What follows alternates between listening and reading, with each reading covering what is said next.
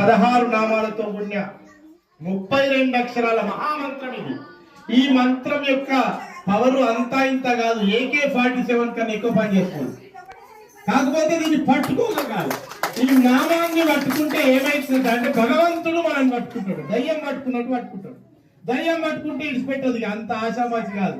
దయ్యం పట్టుకుంటే ఎంత బాధ పెడుతుందో భగవంతుడు పట్టుకుంటే అంత సంతోషం పెడతాడు. మనకి ఏం కావాలో వాడే తీసుకుంటాడు.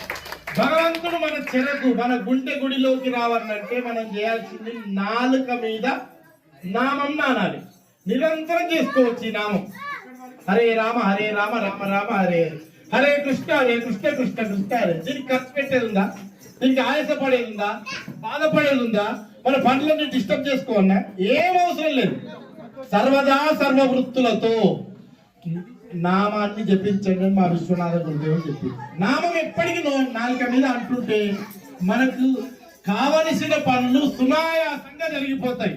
ఎక్కడో మనకు జరిగిపోయే పని మన ముందటే వస్తుంది. మన మనసులో అనుకున్న పని ముందర జరిగిపోతుంది. మనకేం కావాలో భగవంతుడు మన ముందటనే తెచ్చిపెడతాడు. ఎప్పుడు ఏకాగ్ర చిత్తంతో నామం చేయాలి. ఏకాగ్ర చిత్తం ఎట్లా వస్తుంది? నాకు నా చిత్తం శివుని మీద, భక్తి చెప్పుల మీద అన్నట్టు పరిస్థితి.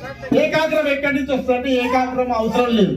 ఫస్ట్ నామం అంటూనే ఉంటే దాని పదాలు చేసుకుంటూనే వస్తుంటే మార్గం సుగమం అవుతుంది.